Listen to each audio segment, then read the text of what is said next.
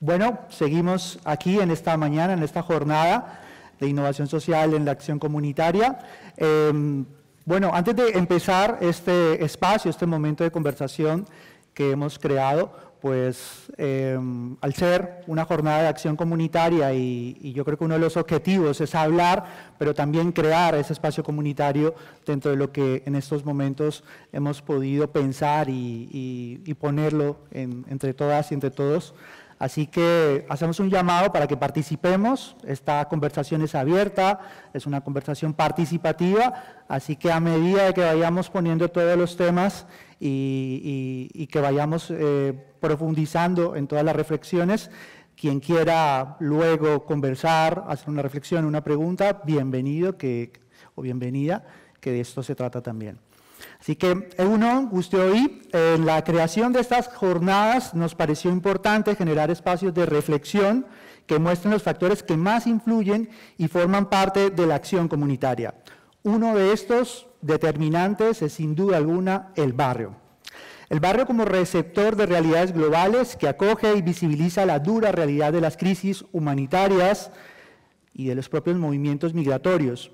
El barrio como escenario de especulación inmobiliaria a través de la gentrificación o siendo testigo de lo que Saskia Sassen denominó la expulsión de personas, estas personas que tenían que huir de los centros urbanos hacia las periferias como causa de las dinámicas del capitalismo salvaje.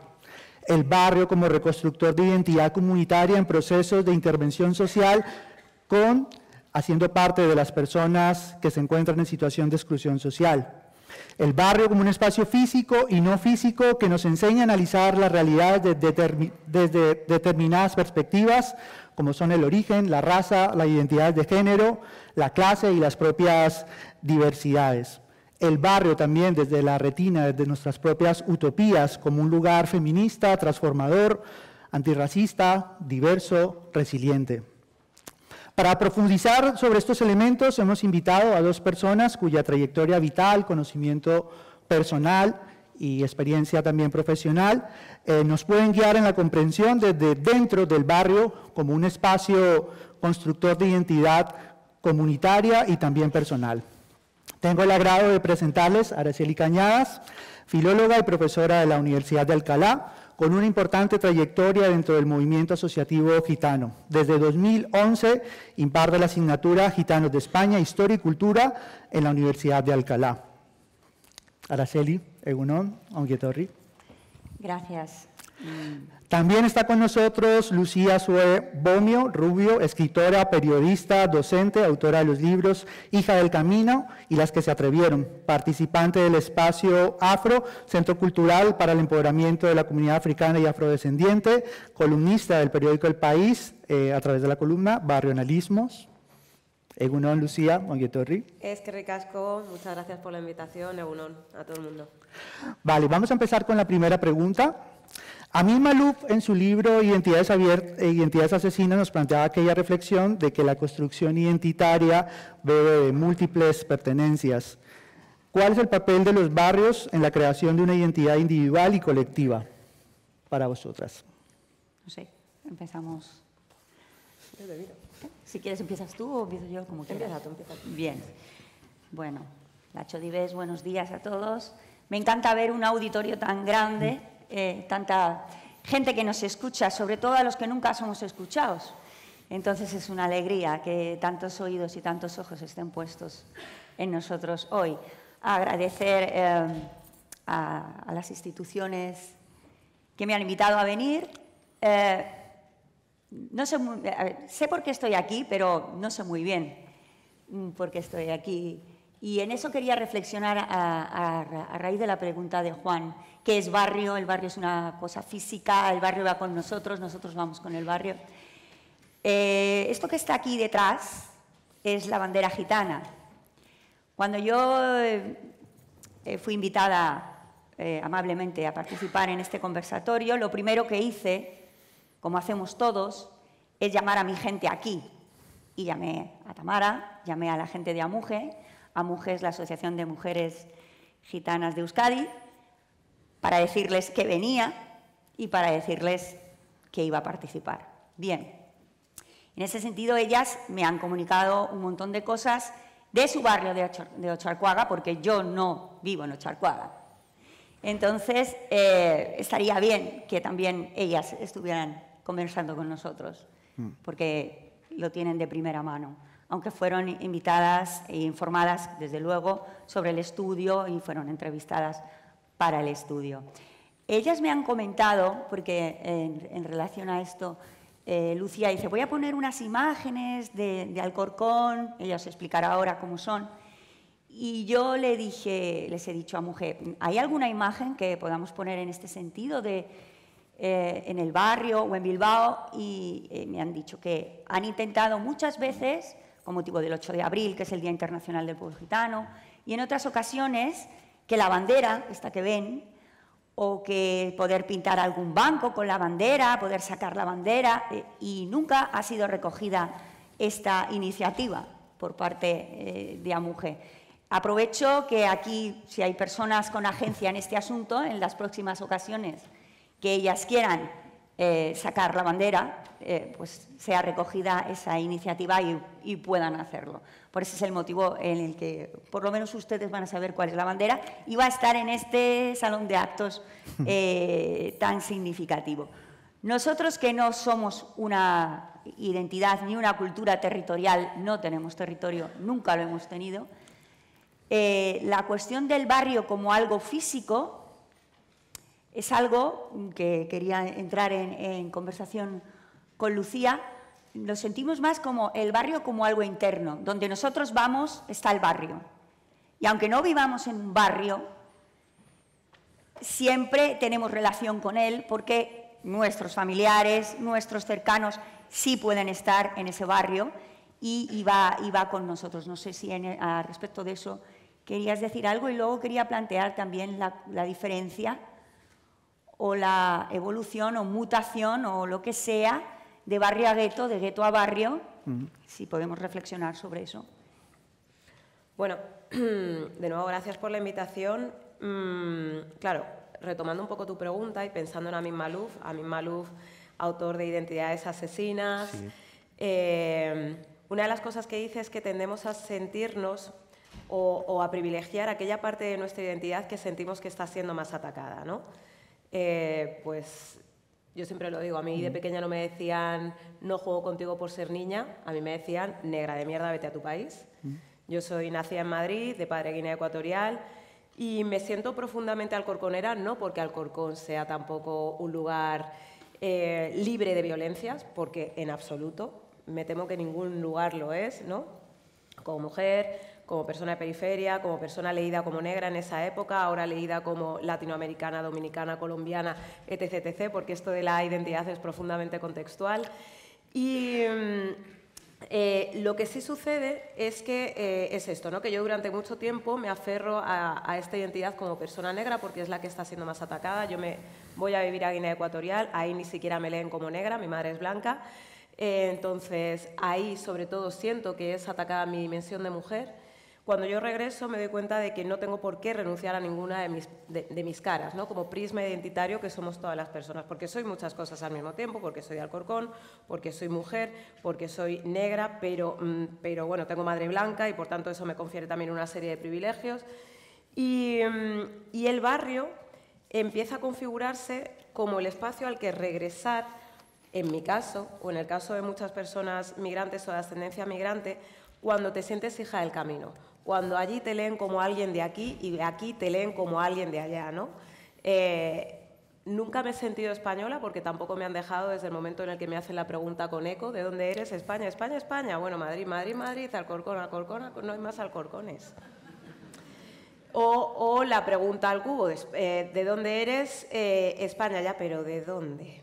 Madrid, bueno, pero ¿de dónde? ¿No? O sea, lo que quieres saber no es de dónde soy, sino tal y como dice Rubén H. Bermúdez, un fotógrafo excelente, es ¿y tú por qué eres negra? ¿No? Entonces, a partir de ahí, desde una perspectiva profundamente idealizada, empiezo a entender que los estados-nación no son una cosa que vayan conmigo, ni con muchas de las personas que son migrantes o de ascendencia migrante, ¿no? Un poco en una línea parecida a la tuya, aunque no, porque cada pueblo tiene su historia, ¿no? Pero Pero sí que esta cosa es que yo no me puedo sentir de un país en el que me están preguntando todo el rato de dónde soy, que mucha gente te dice, bueno, a mí también me pasa, porque como soy rubia de ojos azules, ya, pero es que no leen igual a una guiri que a una negra, ¿no? No tiene absolutamente nada que ver. Entonces, a partir de ahí, yo empiezo a entender que banderitas que se construyen después de batallas en las que siempre hay grupos que perdimos, siempre, o que nunca contaron con grupos como las comunidades a las cuales pertenecemos o que estaban bien abajo y bien pisoteadas, ¿no? Pues tampoco el Estado-Nación es algo que a mí me interese demasiado, ni las banderas, ni sus himnos, ni absolutamente nada, pero el barrio es otra cosa, porque el barrio, las periferias, son un batiburrillo en donde caben las personas que estamos periferizadas siempre, ¿no? Y a partir de ahí construye un poco el tema de barrionalismo. Tú has hecho una serie de preguntas, pero sí que me gustaría comentar, ¿no? Esto es Alcorcón, esto es un mural en contra del fascismo. El graffiti en Alcorcón tiene muchísimo peso.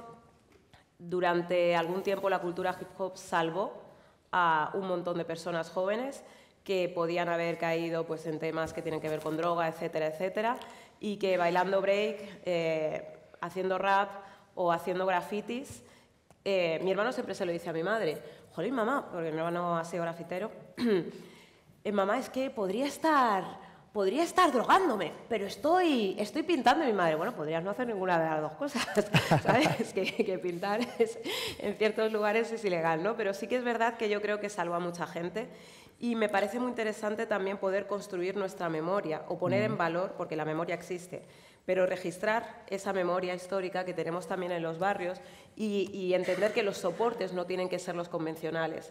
Los soportes de memoria en un sitio como Alcorcón, con una tradición de graffiti tan potente y de cultura hip hop, son nuestras paredes.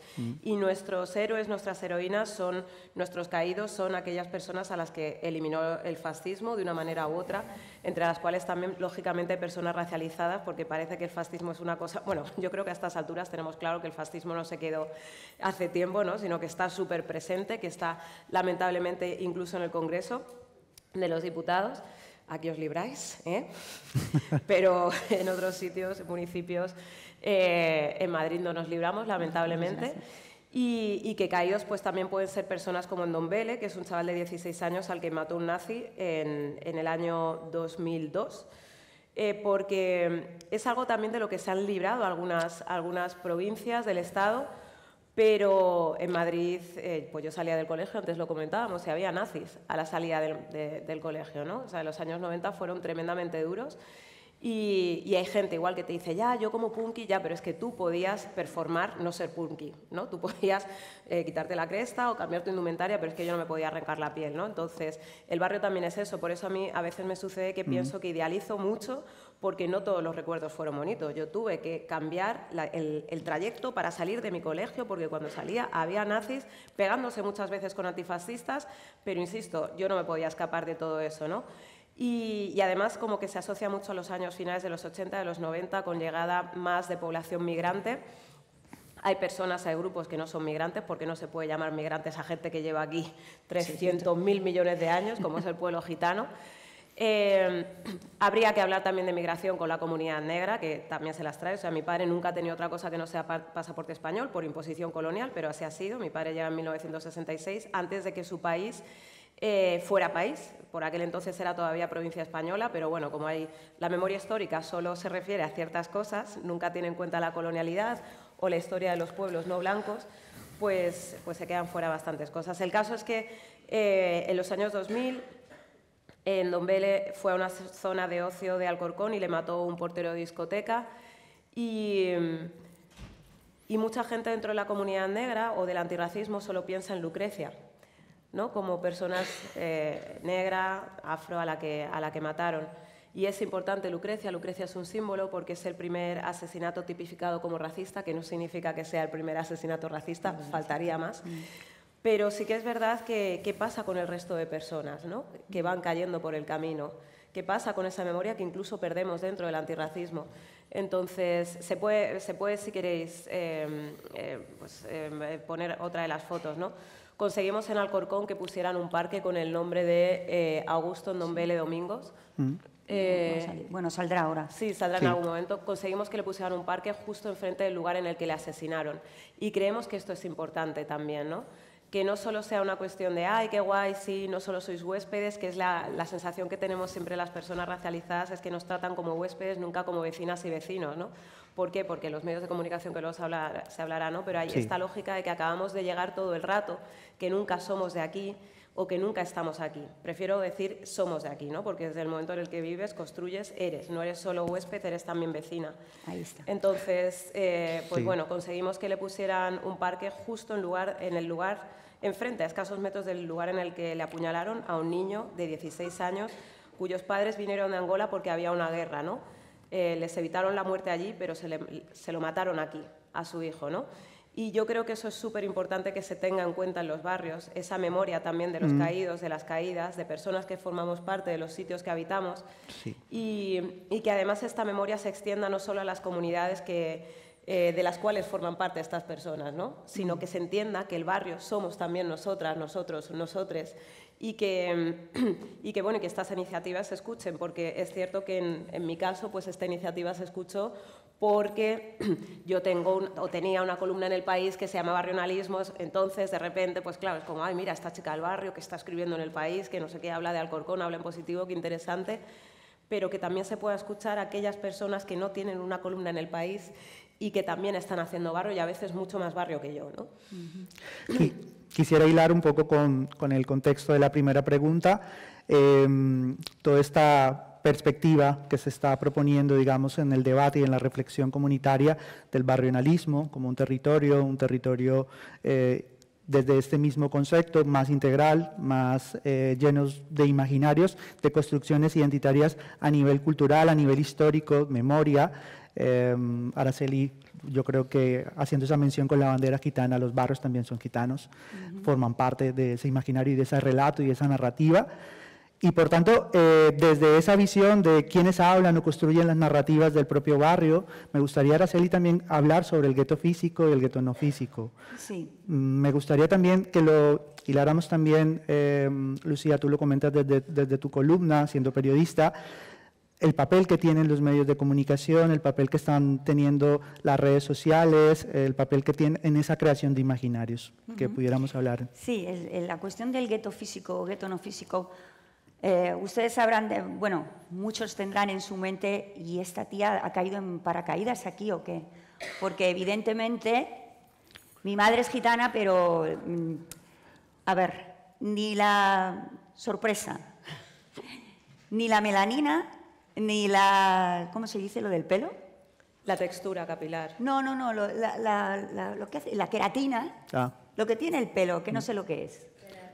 Sí, pues la queratina, gracias. Ni la melanina ni la queratina son parte de mi identidad y mi cultura. Es decir, que yo no tenga el pelo por debajo del culo no me quita gitanidad, ni que, bueno, pues no vista de una manera o lleve un moño, ¿no? Eso es, hago de mi presencia o de mi, no sé, de mi modelo estético una reivindicación identitaria para provocar en ustedes eso que estoy provocando ahora en su cabeza. Esta no es gitana, seguro. O sea, lo está diciendo porque, bueno, algo tiene que decir, pero no lo es. Pues sorpresa para todos, para algunos no.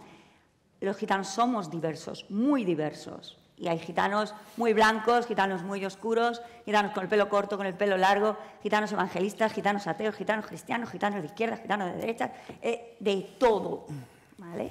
Entonces, en esa idea me interesaba la cuestión del gueto físico que comentaba con Juan y con Lucía. Porque evidentemente con mi passing puede haber alguna duda de que yo haya sufrido ataques racistas. Pero claro que los he sufrido, desde que he nacido. Aunque fui consciente mucho más tarde de esto que te empiezas a caer y dices, ah, y esto era, ah, y esto era, ah, y esto era. ¿No? Y esa cuestión de que tenemos el gueto dentro y nunca sale de nosotros. Creo que a mí jamás me han pedido el DNI, ni jamás me han cacheado, ni desde luego he sufrido violencia física. Pero en el departamento de mi facultad he sufrido eso que llaman racismo de baja intensidad, esa condescendencia, ese hablarte despacito porque eres más torpe, ese pensar que todo lo que tú tienes que decir es absolutamente prescindible, que no es pertinente, esta cuestión de, pero bueno, ¿tú qué quieres si tienes una asignatura transversal? Pues quiero un campo de conocimiento como tienes tú, con líneas editoriales, con líneas de investigación, con un grado propio, con másteres propios, con líneas de becas, un área, el diseño de un área de conocimiento, como la tenéis todos vosotros. No me puedo conformar con esto que tengo, ¿no? Y en esta cuestión, también en la cuestión del gueto físico o el gueto que va contigo, bueno, Ainchane me conoce y sabe que, como suele decir el cante, si me conoces, no me toques las palmas que me conoces. Quiero decir, siempre que tengo un auditorio lo que intento es provocar, sacar a la gente de su zona de confort y que piensen en cosas en las que a lo mejor nunca se habían parado a pensar. Y una de esas cosas a las que vengo a poner sobre la mesa hoy es Ocharcoaga, que tiene más de un 50% de población gitana. Es muy curioso porque nadie sabe cuántos somos, ni nadie sabe qué nos pasa, ni qué queremos, ni nada, no hay datos. Somos la laguna de conocimiento por excelencia. Los datos que hay sobre población gitana, que suelen ser sobre todo de la Fundación Secretariado Gitano, son extrapolaciones del censo que mandó a hacer Carlos III. Estamos hablando del siglo XVIII, ¿vale? Nunca se ha hecho un censo en condiciones sobre cuánta población gitana hay. Y evidentemente ni qué les pasa, ni qué quieren, ni por qué no participan. Hemos visto un vídeo de Ocharcoaga. Amuge tiene un coro maravilloso. ¿Cómo se llama? Que no me acuerdo. ¿Guregole? ¿Sí? Ahí no sale. Puede ser que les invitaran a participar y no fueran, pero hay que preguntarse por qué no fueron, ¿no? Entonces, esas cuestiones que hay que revisar, sobre todo en relación a nuestro pueblo, que es la prueba del 9. O sea, cuando alguien es intolerante con algo, primero es con los gitanos. Después ya vienen los negros, los moros, lo que queramos.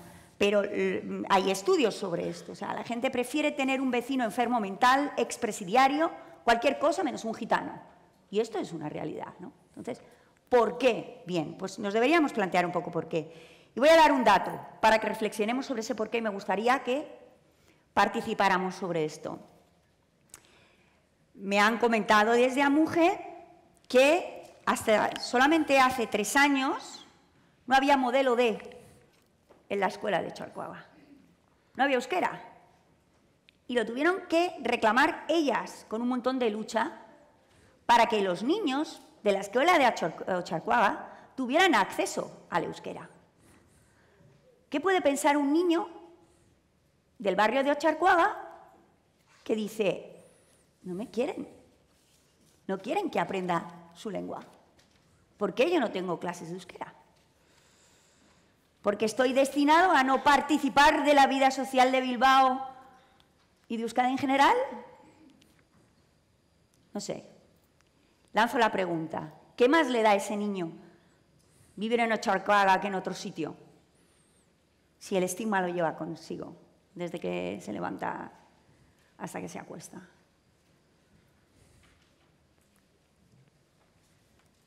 Me gustaría que, no sé, si alguien tiene conocimiento sobre ese dato, o es la primera vez que lo escucha. Bueno, luego tendremos un espacio de comentarios, preguntas, reflexiones. Si alguien luego nos puede colaborar y participar de esta pregunta que también ha lanzado Araceli, agradeceríamos. Bueno, yo retomo un poco la idea esta de censo, que es fundamental y que no hay censos en el Estado español, por lo menos en términos globales, acerca de las comunidades, las minorías o comunidades minorizadas étnico-raciales. Y es tremendo porque eso efectivamente provoca que no sepamos no solo cuántos somos, sino dónde estamos, dónde no estamos y por qué no estamos donde no estamos. También retomo tu idea esta del racismo, ¿no? Que muchas veces nos han enseñado que es algo muy malo, pero no nos han dicho qué es exactamente. Entonces, si no sabemos qué es muy difícil que lo frenemos, es muy difícil que lo atajemos desde donde tenemos que atajarlo, ¿no? El racismo ayer te lo comentaba, creo, es como el polvo. Está en todos los lados. Lo que pasa es que solo lo vemos cuando ya se ha posado en una mesa porque hay un montón de motas juntas, y entonces es cuando decimos, uy, hay que limpiarlo. Pero ya estamos llegando tarde, ya hay gente que se ha quedado por el camino, muchísimas personas que se han quedado por el camino. Y el barrio efectivamente podría ser un lugar en donde a partir de ahí cambiaran ciertas cosas, pero en esos mismos barrios que yo en infinidad de ocasiones idealizo, pues también hay personas que se están quedando por el camino, y en esa escuela pública, yo que soy hija de maestro de la pública, también se está quedando gente por el camino. Ella tiene razón, o sea, hay un racistómetro. Es verdad que las personas negras, digamos, que están en el ecuador de la tabla, experimentan muchísimo racismo, y hay personas que están muriendo diariamente en el Mediterráneo, lo cual es terrorífico. Pero una vez estamos aquí, es verdad que hay esta idea de personas negras que, aunque no tienen nada, sonríen, ¿no? Que es una perspectiva son amables.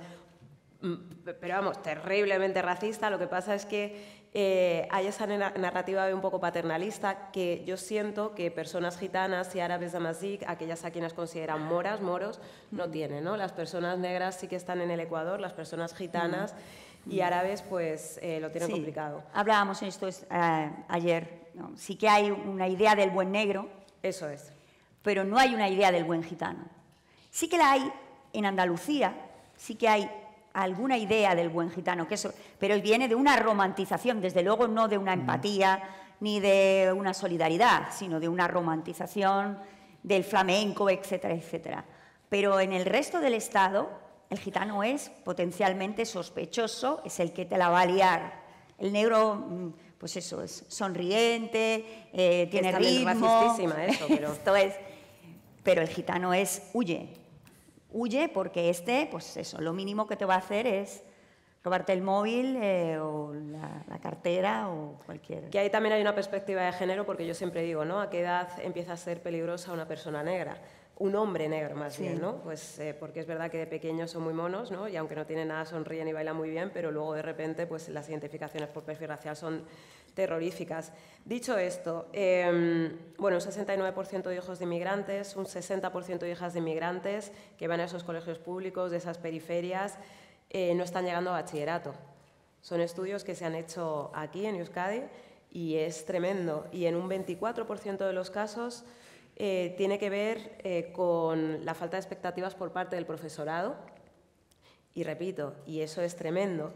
Pero también tiene que ver con las propias realidades de las familias migrantes que, por mucho que estén en los barrios, pues hay veces que no pueden relacionarse con los barrios como les gustaría, porque a veces solo está la madre, a veces esa madre trabaja 3 millones de horas, a veces no hay punto de acceso a Internet, a veces las hermanas mayores son las que se están encargando de la infancia o de sus hermanos y hermanas, y eso es lo que provoca también que no puedan rendir escolarmente o académicamente tal y como les gustaría, ¿no? Entonces, como que hay un montón de cosas que yo creo que sí que es importante dentro de los barrios entender nuestras especificidades para poder hacer barrio de verdad, para barriar de verdad, ¿no? Como decías. Porque si no, por mucho que estemos a gusto, que podamos ser vecinas y vecinos, que yo esto también lo cuestiono, ¿no? Porque en situaciones de crisis económicas, que es lo que sucede en las periferias, cuando se concatenan crisis, ¿no? La gente que dice la crisis de 2008, ¿acaso acabó en vuestros barrios la crisis de 2008? Porque en el mío ha sido una detrás de otra y detrás de otra y detrás de otra. Y entonces vuelven a aparecer las esvásticas, que es lo que está pasando en mi barrio. Y entonces, de repente, el partido de las 3 letras empieza a tener un montón de votantes. Y entonces empiezas a culpar a tu vecino, porque es tu vecino, no como una forma de hablar, es tu vecino real, el del sexto B. Empiezas a culparle de lo que te pasa y no a las estructuras y a las coyunturas económicas globales, etcétera, etcétera. Entonces, cuidado con idealizar esos barrios, porque podemos convivir, pero cuando hay problemas, que en demasiadas ocasiones en nuestros espacios las hay, se va a culpar a aquellas personas que vienen de fuera, ¿no? Y que están igual que tú construyendo barrio y que están igual que tú pues pagando sus impuestos y que están igual que tú en ese barrio, ¿no? Pero se quedan fuera.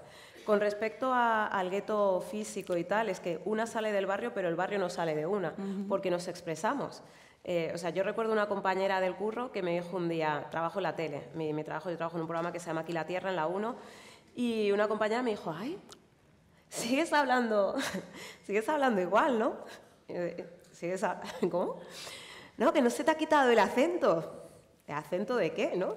Aparte que una nunca es consciente de que tiene acento, porque como habla igual que el resto, ¿no?, de la gente de su entorno. Ah, que es que me tengo que quitar el acento de Alcorcón para poder salir en televisión. ¿Por qué, no? Como si fuera algo negativo, cuando para mí cada uno de mis neologismos barrieros me suman y aparte están contando lo que soy, dónde vivo y para mí son un orgullo. Pero además de eso, recuerdo una vez que me pasó, la televisión es profundamente racista, es profundamente gitanófoba, profundamente clasista. Cuando se habla, aquí sí que si queréis podéis ponerlo, cuando se habla en los medios de comunicación de Alcorcón, pues de Alcorcón o de los barrios. En el caso de Alcorcón, cuando le marcamos 4-0 al Real Madrid, ¿no? O sea, tuvimos que meterle 4-0 al Real Madrid para que se hablara en positivo de Alcorcón.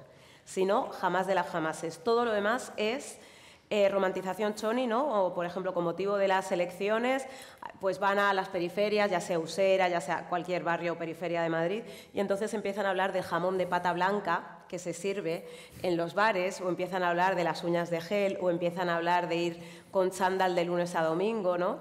Como si fuera un National Ghetto Graphic, así es como hablan los medios de comunicación de los barrios.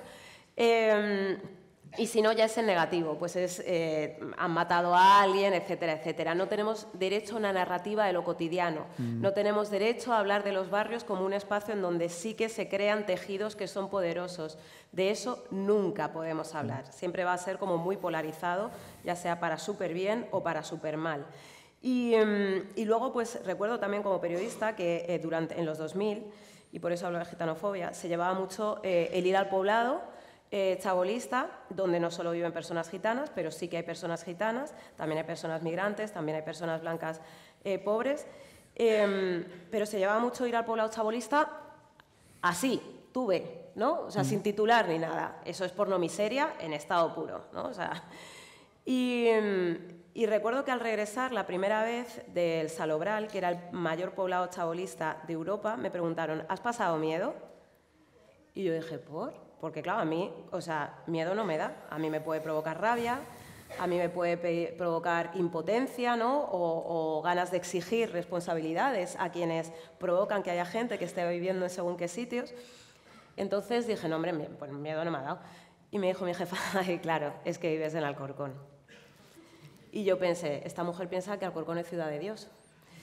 ¿No? Y esto habla, de nuevo, de cómo las periferias a veces, estoy hablando de Madrid, pero creo que puede valer para cualquier otro sitio, se leen, ¿no? A partir de la M30 es como si fuera Finisterre y a partir de ahí los monstruos de 3 cabezas y esta idea de que no somos personas, ¿no? Hay pues, una deshumanización que provoca que eso es, ciudad de Dios, ¿no? Sí.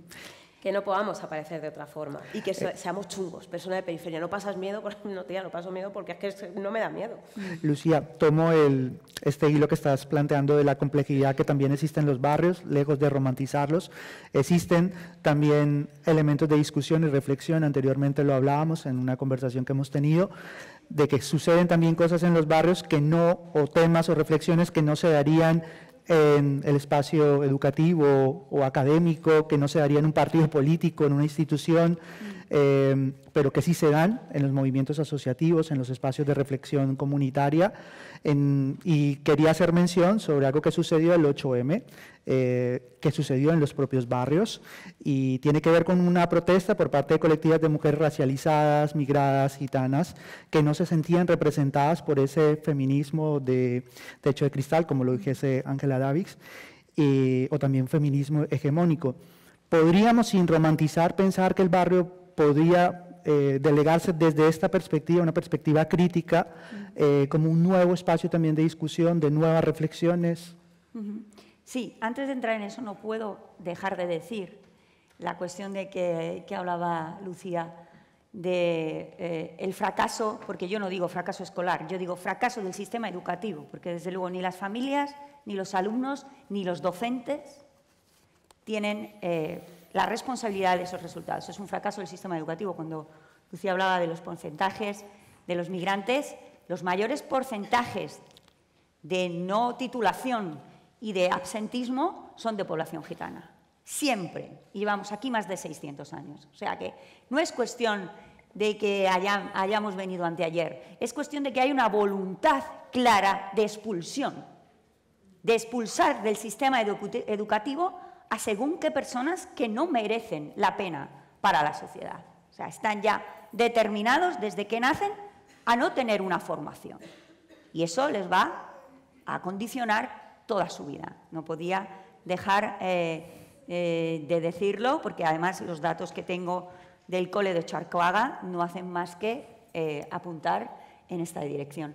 Y en lo que hablabas, me meto en otro charco, la cuestión de los feminismos, que, bueno, pues en los feminismos académicos, en feminismos blancos, estamos en lo mismo. ¿Por qué no participan los gitanos en las actividades del barrio? Pregúntate por qué. ¿Por qué los feminismos que se han dado a llamar periféricos?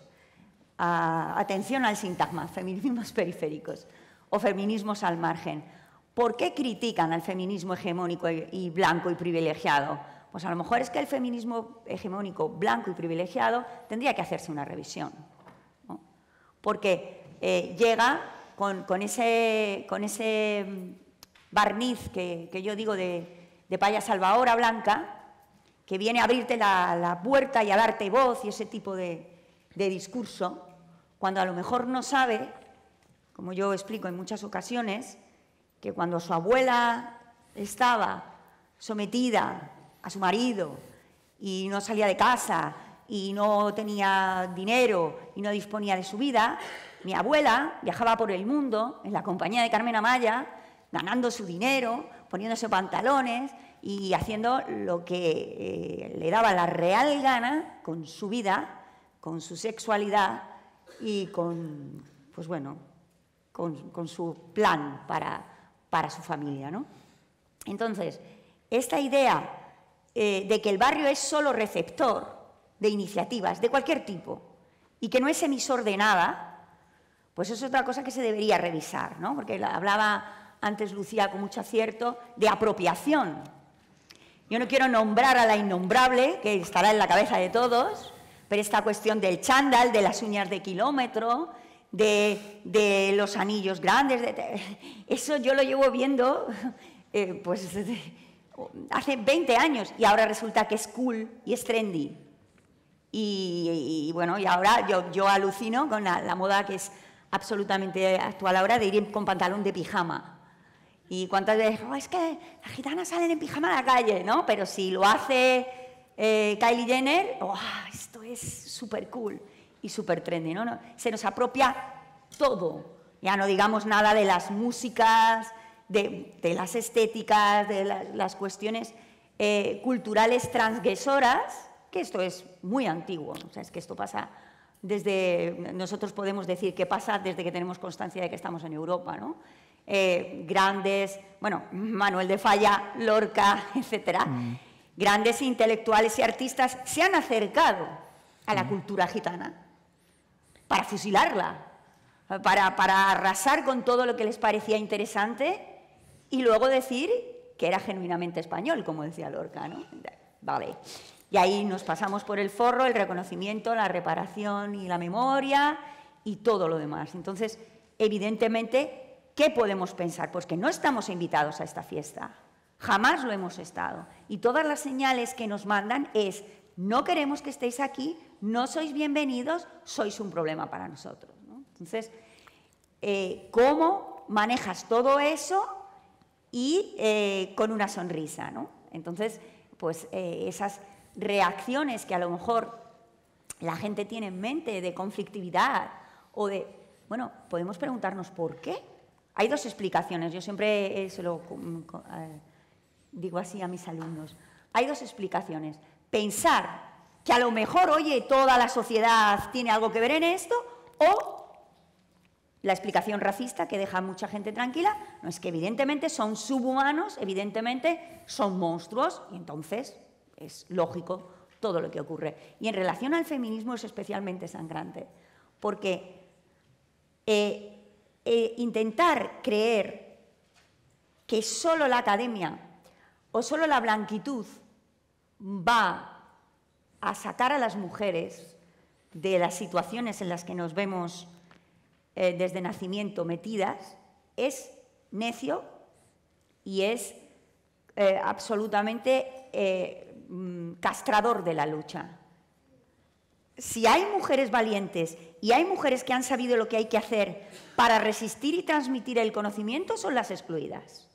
Porque si no, no existiría la cultura gitana. No existiría después de tanta persecución, tantas galeras, tantos cortes de orejas, tanto...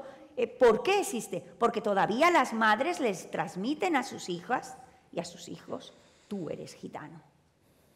Y eso lo hacen con unas estrategias que a lo mejor las feministas blancas, aprenderían mucho de ellas y sería bueno para todas.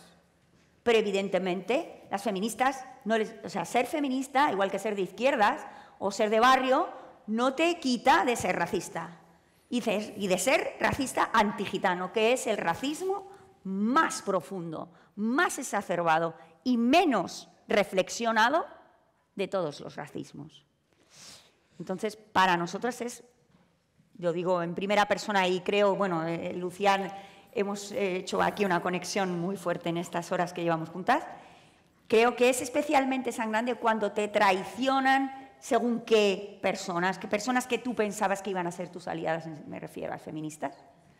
Cuando te sientes traicionada, cuando te sientes minusvalorada, cuando te sientes la nota de color o la nota folclórica, es especialmente más doloroso que cuando te viene de otras ideologías news que te las esperas, ¿no? Y estás preparada para eso. Ha llegado el momento que más temía, que era regular el tiempo. Entre otras cosas, por eso iba a ser comunicador social, pero decliné y ahora soy educador por estas cosas. Bueno, estamos en un espacio de debate, de reflexión, por tanto, si tenemos preguntas, si tenemos alguna reflexión, algún comentario, es el momento para poder ir un poco respetando los tiempos, sobre todo de las compañeras y compañeros que vienen después de nosotros. Sí, aquí piden palabra. Isabel. El micrófono, por favor.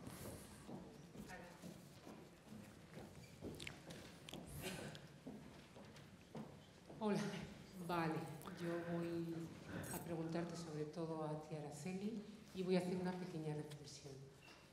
Yo he crecido en Ocharcoaga, tenía 5 años cuando llegué a Ocharcoaga, yo era chabolista, inmigrante, y a pocos de los años vinieron los gitanos en carromatos. Para nosotros fue un conflicto, porque ya que nos costaba adaptarnos, además tuvimos... Bueno, había que insertarnos, bueno, nos juntaron, ¿no? Nos mezclaron. Entonces, para mí siempre ha sido difícil, ¿no?, entender por qué a veces no se ha dado es como si hubieran sido dos barrios diferentes, ¿no? Y yo creo que ahora todavía sigue.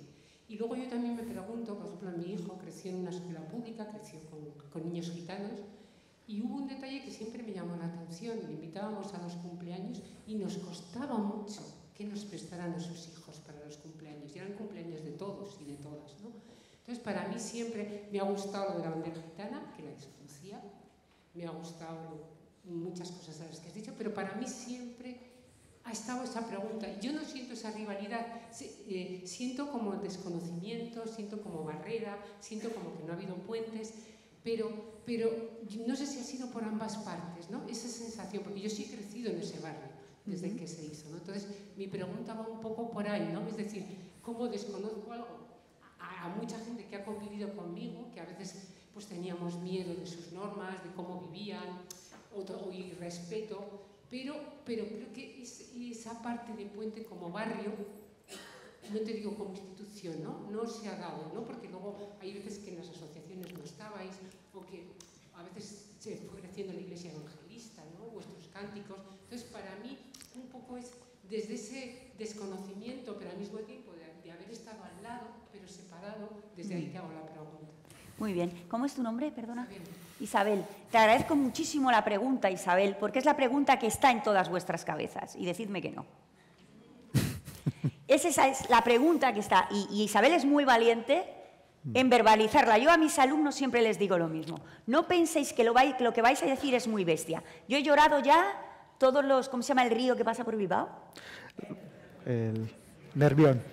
Nervión. El Nervión, yo he llorado todos los Nerviones, todos los Guadalquivires, todos los océanos Pacíficos y Atlánticos. Yo ya vengo llorada de mi casa. O sea, nada de lo que me vayáis a decir, y es real, nada de lo que me vayáis a decir me va a molestar ni me va a doler. Y prefiero que lo verbalicéis, porque si se queda aquí, siempre va a estar ahí y se va a pudrir ahí.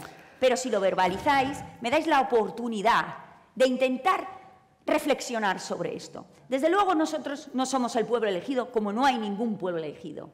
Y hay gente buena, mala, irregular, de cualquier etnia y de cualquier identidad. Eso vaya por delante.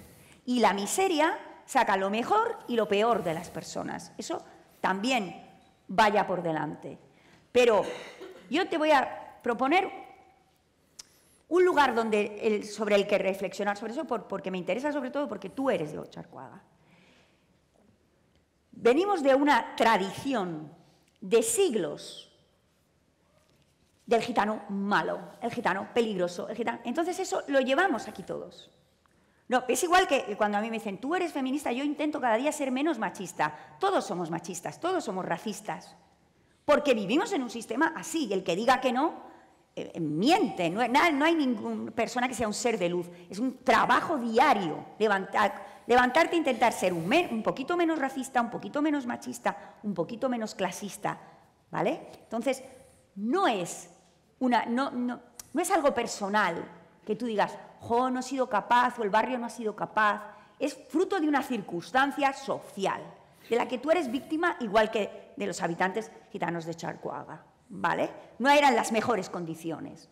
Y luego, toda esta cuestión, para que paremos un momento a pensar, yo siempre pongo el mismo ejemplo, y es un ejemplo con colegio que parece que es más efectivo. Imaginaos, por un momento, que vosotros llevaseis a vuestro hijo o a vuestra hija a un colegio en el cual el director fuera gitano, todo el claustro de profesores fuera gitano, todos los alumnos fueran gitanos, el conserje fuera gitano, el portero, las de comedor, todos fueran gitanos. ¿Pensaríais que lleváis a vuestro hijo a un sitio amigable o a un sitio hostil? ¿Pensaríais que estabais llevando a vuestro hijo a un sitio hostil?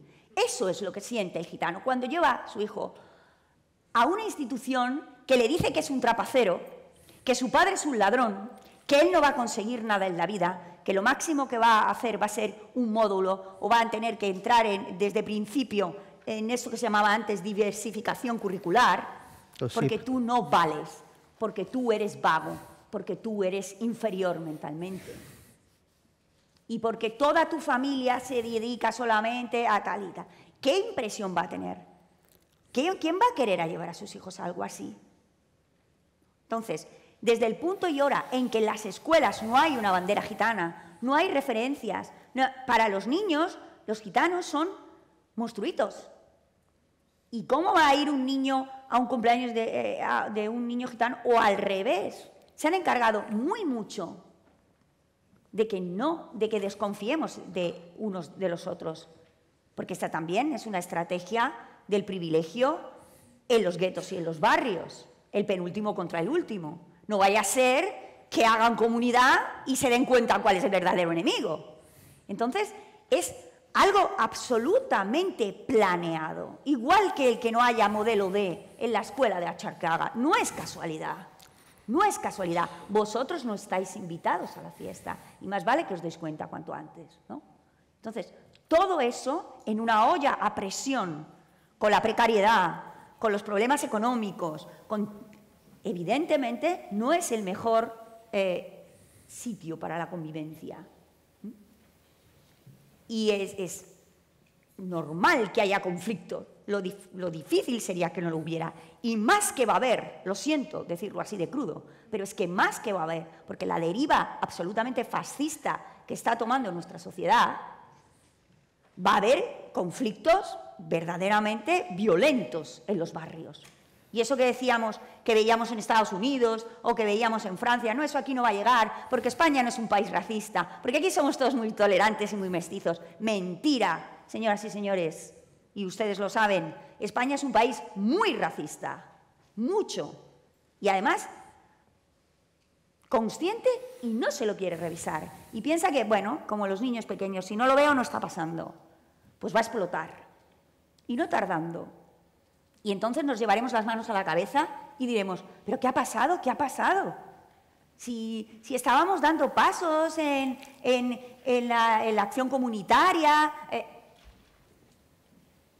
Cuando no hay resultados, y ahora cito a mi hija, que siempre la cito, mi hija estudia química y tiene un pensamiento científico que me ayuda mucho, y siempre me dice, mamá, cuando no se llega al resultado obtenido es porque no te estás haciendo las preguntas correctas. No puede ser que después de 600 años en Europa sigamos estando excluidos. Dos explicaciones. ¿Hay un plan para que estemos excluidos? ¿O realmente somos infrahumanos, monstruos, personas que no son personas? ¿Vale? Que es la explicación del Partido de las Tres Letras y de toda esta gente. Bueno, es que ya tenemos, no hay más preguntas, estamos qué pena. al límite del tiempo. Bueno, luego ahora a continuación vamos a ir a una pausa café. Yo creo que ahí estamos prestos para seguir conversando, para seguir dialogando, comentar dos cosas muy importantes. Estamos aquí con nuestras compañeras Bea, Maite, las cuales están realizando en estos momentos una obra viva, reflexionando y tomando un poco todo este proceso. Y luego, después de la pausa de café, seguimos, en este caso, con una mesa Cómo entendemos la comunidad, moderada por mi compañero Unai, y luego tendremos una mesa de experiencias, también moderada en este caso por nuestra compañera Maribel. Lucía, ¿quieres comentar algo? Solo quería decir una cosa, ¿no?, con respecto a... Esperamos un momento, por favor. Al tema del feminismo, pero que es aplicable a todo, con respecto a las vecinas y a los vecinos, a las personas con las cuales estamos viviendo en nuestros barrios, que también es interesante ver cómo cuando esa convivencia entre diferentes culturas se da en los centros, se convierte en PortAventura, ¿no? Es guay, pero cuando pasa en las periferias somos personas peligrosas, que esto también es interesante. Me parece fundamental reflexionar sobre lo de dar voz. En general, casi todo el mundo tiene cuerdas vocales, no hace falta que se les dé voz, ¿no? Lo importante es que se escuchen discursos que llevan mucho tiempo emitiéndose, pero a los que no se ha querido escuchar en general, ¿no? Y luego también tener en cuenta que... Bueno, pues que en estos barrios están pasando cosas, hablábamos de la educación porque yo creo que es importantísimo, pero cuando llega el 8M, que te llaman el 7M porque se dan cuenta de que su mesa es súper blanca, entonces es como, me falta algo, voy a tapizar la silla de turno, voy a poner una negra, que además como que se ve más. Que no nos olvidemos que yo no me puedo quitar la piel el 8 de marzo, que yo soy mujer, pero que como mujeres racializadas nos enfrentamos las comunidades racializadas en general, no solo las mujeres, pero las comunidades racializadas muchas veces son muy solidarias con los hombres también de sus comunidades porque son conscientes de que son leídas como personas peligrosas y que en su día a día tiene una serie de consecuencias que también tiene consecuencias sobre la familia. Pero que no olvidemos, por ejemplo, que en esos barrios en los que vivimos, que nos parecen tan casa, hay personas que no pueden acceder no solo porque no tengan pasta, sino porque si su acento es diferente al de la mayoría, ni siquiera les van a dar la oportunidad de ver la casa. En esos barrios que conocemos, que tanto idealizamos, que tanto queremos. Si tienen un nombre que es, por ejemplo, Mohamed, es probable que tampoco le enseñen la casa. Si se llama Lucía y suenan a Lucía de Madrid, de Alcorcón como yo, pero luego se presenta y no es una persona blanca, a lo mejor tampoco les dan las casas. Que en esos barrios fabulosos, o les dejan alquilar siquiera la casa, aun teniendo la pasta, que en esos barrios que tanto queremos, admiramos y no sé qué y no sé cuántos, se están dando unas identificaciones por perfil racial terroríficas diariamente que están provocando que en tu propio barrio te lean como un criminal, porque si siempre paran a las mismas personas, ya sean personas gitanas, personas árabes de Amazic, personas negras, etcétera, etcétera, pues al final tú, por muy buena persona que seas, porque esto del racismo no es una cuestión de buenas o de malas personas, ¿no? Es una cosa como mucho más profunda, pero al final tú, por muy buena persona que seas, vas a pensar, algo habrán hecho, ¿no? Y lo duro que puede ser vivir en esos barrios que tanto queremos para esas personas que se sienten criminalizadas, que se sienten miradas por lupas por sus propios, por el que vive enfrente, ¿no? Entonces, que esto es súper importante tenerlo en cuenta, que a lo mejor la gente no va a las reuniones porque está resolviendo otras cosas, que a lo mejor no hablan bien el idioma, que puede que les dé miedo porque estén en una situación irregularizada por el Estado. Entonces, todas estas cosas tienen que ver con que no vayamos a lo mejor a las reuniones, ¿no? Yo tengo a mis amigas del Alma de Alcorcón, pero yo me activo desde Espacio Afro, que está en Madrid. ¿Por qué? Porque yo necesito también estar con pares y no tener que estar traduciendo siempre aquello que digo, ¿no? Que me pasa hasta con la madre que me parió, que es que yo necesito poder hablar sin subtítulos. Y cuento una anécdota rápida que me parece muy importante e ilustrativa. Mi chico también es afro, vive en un barrio en donde hay bastante población joven y población latina y población china, ¿no? Carabanchel, Usera, tal. Bueno, pues ahí paran todo el rato a chavales jóvenes porque dan por hecho que pertenecen a bandas latinas. Pero son, que además son bandas juveniles, no son solo latinas, y bueno, total, que le paran día sí, día también. Es que es más joven que yo, por eso lo de que les bandas juveniles, ¿no? Es más joven, entonces, pero tampoco tan joven, ojo. Pero bueno, en fin, que me estoy liando. Total, claro, que no es, que parece más joven de lo que Te has es. metido en un jardín. En un jardín muy heavy. Bueno, total. Sí. Total, que entonces un día yo estoy con mi madre y me llama y me dice, oye, te llamo luego porque... No, mentira, me dice, me están mirando, están parando, se han bajado, luego te llamo. Yo sabía que era la policía, no hacía falta que me lo dijera. Total, que no me llamó. Y pasó mucho rato. Entonces yo estaba preocupada y le dije a mi madre, jolín, no me ha llamado, a ver si le ha respondido a la policía y ha pasado algo. Y mi madre, una señora blanca con 2 hijos negros, uno de ellos que tiene aquí, bueno, en fin, cicatrices de la vida, ¿no? Me dice, pero ¿cómo le van a parar con lo buena persona que es? Entonces, mi hermano le dijo, mamá, el año pasado me pararon unas 30 veces y eso que ya tengo una edad, porque normalmente te paran cuando eres más jovencito, lo pareces. Y eso habla de hasta qué punto, volviendo al principio, el racismo es como el polvo, está en todos los sitios, pero solo lo vemos cuando se ha depositado, ¿no? Solo lo vemos si nos toca de cerca o nos pasa a nosotras mismas, ¿no? Entonces, que pensemos que todas estas personas que no asisten a las reuniones es que a lo mejor están resolviendo en el día a día cosas que son muy heavy y que les impide poder ir con confianza a según qué sitios, ¿no? Bueno, yo ya sabía que esta conversación no nos iba a dejar indiferentes a ninguno.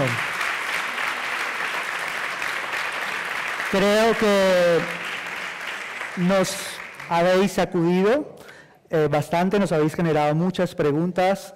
Esa era la intención. Esa era la intención y, por tanto, yo creo que desde la reflexión agradecemos ese trato afectivo que nos habéis dado, esa responsabilidad y ese compartir conocimientos, vivencias, experiencias, siempre, como lo habíamos titulado, desde dentro. Muchísimas gracias, Esquerri Casco, Araceli y Lucía, por este espacio que nos habéis regalado. Gracias. Gracias a Gracias. Esquerri Casco.